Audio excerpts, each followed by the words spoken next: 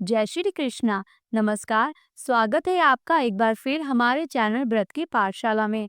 आज की इस वीडियो में आप जानेंगे कि साल 2025 माघ मास कृष्ण पक्ष में छठिला एकादशी का व्रत कब है और साथ ही जानेंगे कि व्रत का शुभ मुहूर्त क्या है, पारण कब और किस दिन किया जाएगा, इस दिन क्या करना चाहिए, भगवान को किन वस्तुओं का भोग लगाना चाहिए।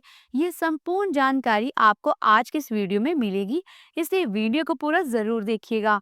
तो आइए अब जानते हैं इन सब के बारे में। सबसे पहले आप सभी भक्तों को छठिला एकादशी व्रत की हार्दिक शुभकामनाएं। आप सभी के जीवन में भगवान विष्णु और माता लक्ष्मी जी की कृपा बनी रहे और आपको सभी प्रकार के सुखों और समृद्धियों की प्राप्ति हो। देखिए, प्रत्येक माह के कृष्ण पक्ष और शुक्ल पक्ष की एकादशी तिथि के दिन एकादशी का व्रत धारण किया जाता है। इसे एकादशी या 11 व्रत के नाम से भी जाना जाता है। ये व्रत सभी प्रकार के पापों का नाश करने वाली है। प्रत्येक एकादशी व्रत का अपना अपना विशेष महत्व माना गया है। इसी प्रकार से माघ मास में पड़ने वाली कृष्ण पक्ष की छठिला एकादशी व्रत का अपना विशेष महत्व है। जो भी भक्त सच्ची श्रद्धा के साथ, नियम और निष्ठा के साथ इस व्रत को धारण करते हैं, दुर्भाग्यता, दीनता और दरिद्रता आदि का नाश हो जाता है। इस दिन विशेष प्रकार से भगवान विष्णु, माता लक्ष्मी और भगवान श्री कृष्ण के पूजन करने का विधान है। छठिला एकादशी के व्रत में इस दिन विशेष प्रकार से तिल के 6 प्रयोग बतलाए गए हैं। पहला, तिलों के जल से स्नान करना। दूसरा, पीसे हुए तिलों का उपटन लगाना। तीसरा, तिलों का हवन करना। चौथा, तिल मिला हुआ जल ग्रहण करना। पांचवा, तिलों का दान करना। छठा, तिल से बने हुए मोदक, बर्फी या तिल सकरी आदि का भोजन ग्रहण करना। इन सभी का विशेष महत्व माना गया है। माघ मास कृष्ण पक्ष की एकादशी तिथि का प्रारंभ समय जो कि 24 जनवरी 2025 दिन शुक्रवार शाम 7:26 और इस एकादशी तिथि की जो समाप्ति है वह 25 जनवरी 2025 दिन शनिवार रात्रि 8:33 पर। तो इस प्रकार से सभी भक्तजन 25 जनवरी दिन शनिवार को छठिला एकादशी का व्रत धारण करेंगे। व्रत का पारण हरिवासर समाप्त होने के बाद ही करना चाहिए। हरिवासर का समय द्वादशी तिथि का पहला चौथाई हिस्सा हरिवासर का होता है। तो द्वादशी तिथि की जो समाप्ति है वह 26 जनवरी 2025 दिन रविवार रात्रि 8:56 पे द्वादशी तिथि की समाप्ति है। तो व्रत का पारण 26 जनवरी की सुबह 7:12 से सुबह 9:21 तक व्रत का पारण किया जाएगा। छठिला एकादशी व्रत का पारण जो कि गोदूधीन पारणम यानी कि गाय के दूध से व्रत का पारण है, या संभव ना हो तो आप जल, फल या तुलसी दल से व्रत का पारण करें। 25 जनवरी को ब्रह्म मुहूर्त का समय सुबह 5:26 से सुबह 6:19 तक होगा। सूर्योदय का समय सुबह 6:43 तक, सूर्यास्त शाम 5:37 तक। राहु काल का समय 25 जनवरी को सुबह 9:27 से सुबह 10:48 तक होगा और 26 जनवरी को शाम 4:16 से शाम 5:38 तक राहु काल का समय होगा। राहु काल समय के दौरान कोई भी शुभ कार्य या नया कार्य नहीं करना चाहिए, इस बात का विशेष ध्यान रखिएगा। नक्षत्र एकादशी तिथि के दिन ज्येष्ठा नक्षत्र होगा। संपूर्ण दिन रात तक योग जो कि ध्रुव योग होगा। अगले दिन सुबह 4:38 तक। उसके बाद व्याघात योग होगा।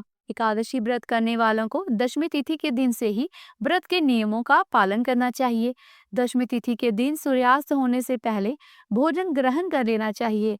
रात्रि को ब्रह्मचर्य का पालन करते हुए एकादशी व्रत का स्मरण करते हुए सोना चाहिए। एकादशी के दिन सुबह जल्दी उठकर नित्य क्रियाओं से निर्विक्त होकर स्नान आदि करके इस दिन जो कि तिल के 6 प्रयोग बतलाए गए हैं, तो इन कार्यों को अवश्य ही करना चाहिए। स्नान आदि करके शुद्ध वस्त्र धारण करके भगवान सूर्य नारायण को अर्घ्य प्रदान करना चाहिए और व्रती को व्रत का संकल्प लेना चाहिए।